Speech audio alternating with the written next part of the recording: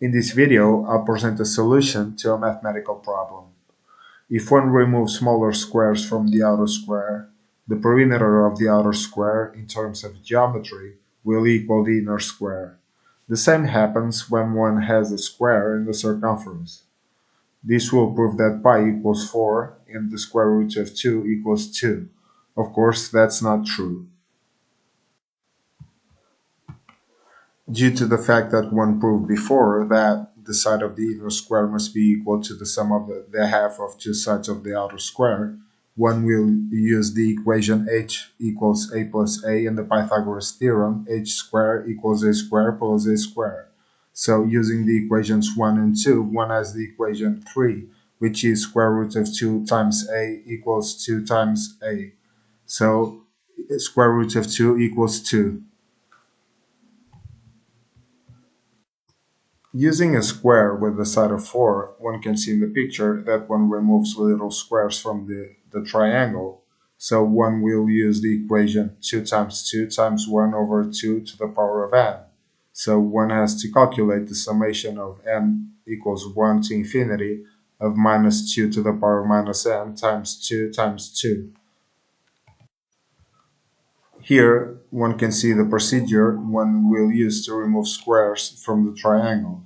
First, we remove 2, which is the line 1 and the other line 1 in pink.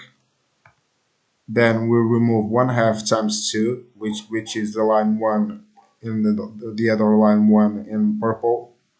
Then we remove 1/4 times 2, and then 1/8 times 2, and then 1 over 16 times 2. Here is the equation we will use to remove the squares. Calculating the summation of n equals 1 to infinity of minus 2 to the power of minus n times 2, one will reach the summation of n equals 1 to infinity of minus 2 to the power over 2 minus n. This converges to minus 4.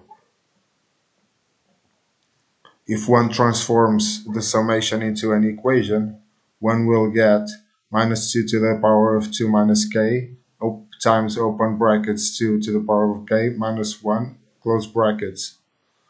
We have the values k1 and sk, so one can see in the graph that sk will tend to minus 4. Calculating the limit of n to 0, one has minus 2 to the power of minus n times 2 times 2, which is equal to minus 4. If n tends to infinity, the equation will tend to 0.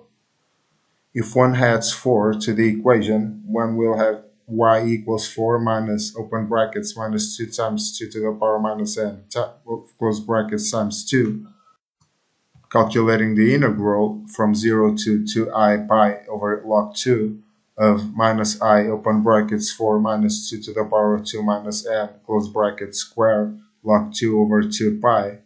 This will result in 16. 16 is the value which is equal to the perimeter of the square we want to calculate.